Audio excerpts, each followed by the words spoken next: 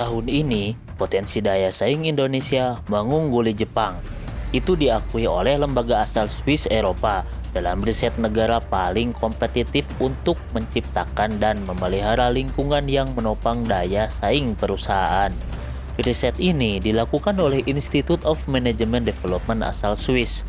Penilaian dilakukan terhadap sektor-sektor penunjang ekonomi, antara lain performa ekonomi makro, efisiensi pemerintah, efisiensi bisnis dan infrastruktur. 4 sektor tadi memiliki 20 subkategori yang didetailkan menjadi 336 kriteria penilaian yang akhirnya digunakan untuk meranking dalam poin 1 hingga 100. Negara mana yang paling kompetitif dalam menciptakan dan memelihara lingkungan yang menopang daya saing perusahaan dari tahun ke tahun. Oke, pertanyaannya, kenapa bisa saat ini Indonesia mengungguli Jepang? Dan apa faktor penyebab ranking kompetitif suatu negara bisa unggul? Christos Kabolis, seorang ekonom, menjelaskan bahwa menavigasi lingkungan yang tidak dapat diprediksi saat ini membutuhkan ketangkasan dan kemampuan beradaptasi. Christos Kabolis menambahkan, negara-negara yang unggul rankingnya sedang membangun ekonomi yang tangguh seperti Irlandia, Islandia, dan Bahrain. Pemerintah mereka juga dapat menyesuaikan kebijakan berdasarkan kondisi ekonomi saat ini yang tepat waktu. Singkatnya, negara yang memiliki daya kompetitif yang baik ialah negara yang mampu beradaptasi pergerakan ekonomi global, terwujud dari kebijakan-kebijakan pemerintah pada bidang ekonomi. Oke, kembali ke perankingan kompetitif negara. Daya kompetitif Indonesia tahun ini berhasil mengunggul Jepang dengan skor 70,75 poin pada peringkat ke-34 setelah berhasil naik 10 peringkat dari tahun sebelumnya. Sedangkan Jepang pada peringkat 35 dengan poin 67,22, turun satu peringkat dari tahun sebelumnya.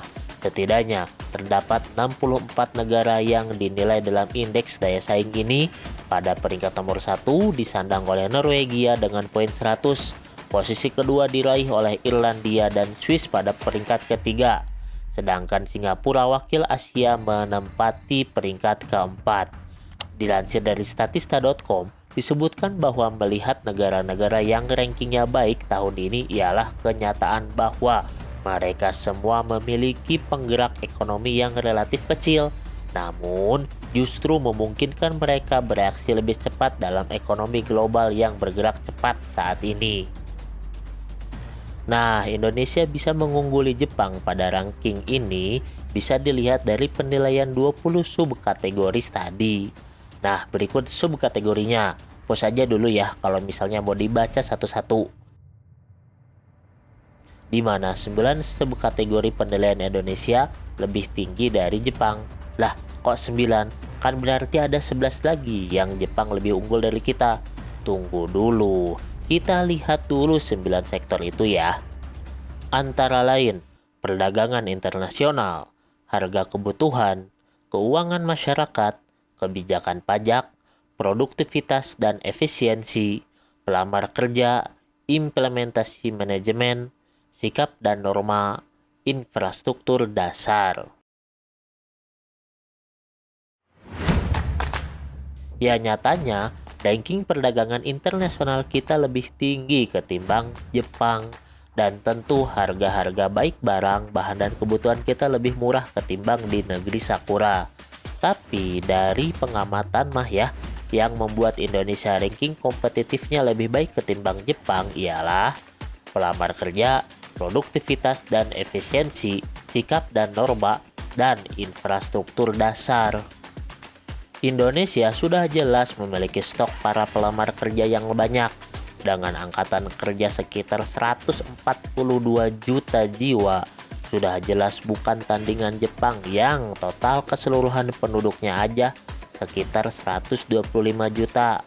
Belum lagi statistik menunjukkan bahwa pertumbuhan penduduk Jepang semakin lama semakin menyusut. Siapa sangka juga ranking produktivitas dan efisiensi negara kita sekarang lebih baik ketimbang negara Jepang. Ya mungkin dulu di era 1970 hingga 1980-an, produktivitas dan efisiensi Jepang jauh di atas kita lah ya, karena perindustriannya dan sektor-sektor penunjang ekonominya sedang maju-majunya. Namun seiring waktu berjalan, giliran kita yang mengalami kemajuan di bidang industri dan perekonomian lain.